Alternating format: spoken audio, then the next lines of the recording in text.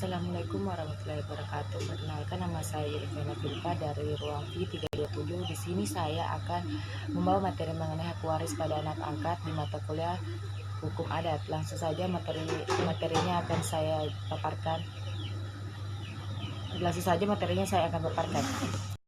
Kedudukan anak angkat terhadap harta warisan berdasarkan hukum waris di Indonesia. Yang pertama, kedudukan anak angkat terhadap harta warisan berdasarkan hukum waris di Indonesia diatur beda berdasarkan hukum adat, hukum Islam, dan hukum perdata, sehingga menimbulkan pertanyaan mengenai kedudukan anak angkat di ketiga sistem hukum waris tersebut. Yang kedua, dasar hukum yang dijadikan pedoman adalah jurisprudensi dari putusan Mahkamah Agung Republik Indonesia atau bisa disebut dengan MARI. MARI menyimpulkan bahwa yang pertama itu anak angkat berhak mewarisi harta. Anak angkat berhak mewarisi harta gonogini atau harta bersama. Kedua, anak angkat tidak berhak mewarisi terhadap pusaka atau asli.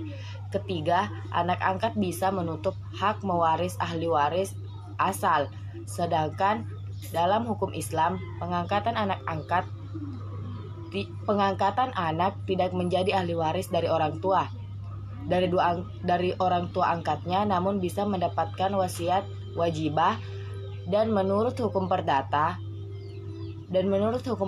berdasarkan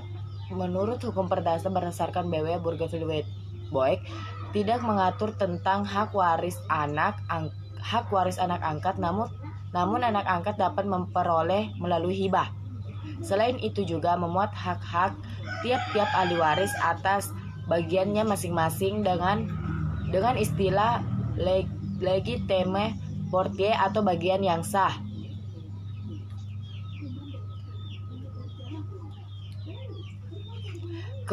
Yang kedua, kedudukan anak angkat dalam sistem hukum.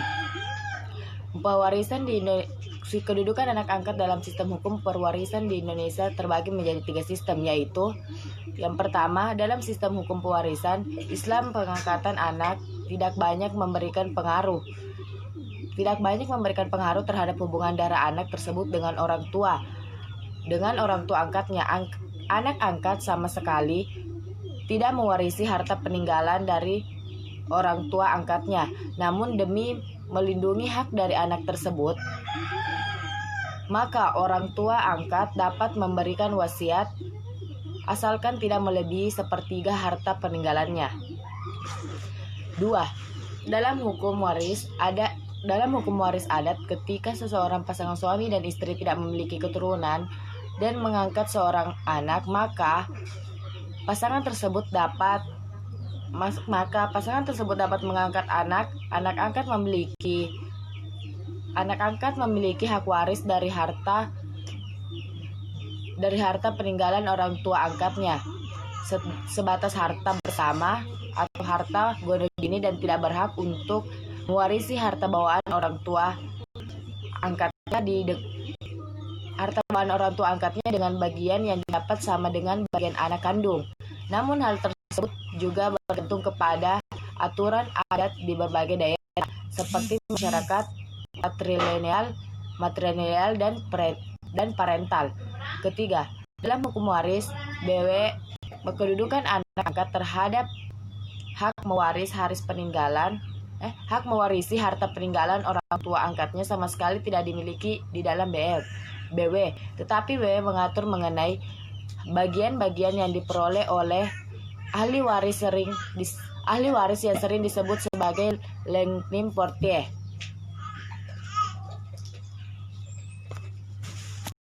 Jadi kesimpulan dari materi di atas, yaitu berdasarkan pemaparan di atas dapat disimpulkan bahwa berdasarkan pengaturan hukum waris yang berlaku di Indonesia dibagi menjadi 3 bagian, yaitu hukum waris adat, hukum waris perdata atau BW, dan hukum waris Islam.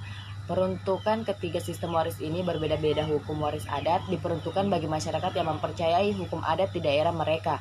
Hukum waris perdata atau BW diperuntukkan bagi masyarakat yang percaya pada hukum perdata nasional seperti masyarakat yang beragama non-Islam yang terakhir sistem. Kedua, hukum waris Islam yang khusus diperuntukkan bagi masyarakat yang beragama Muslim. Menurut hukum waris adat, terdapat perbedaan dalam kedudukan anak angkat. Ada beberapa kelompok masyarakat adat yang memberikan kedudukan setara dengan anak kandung dan juga yang membedakan hak anak kandung dengan anak angkat berdasarkan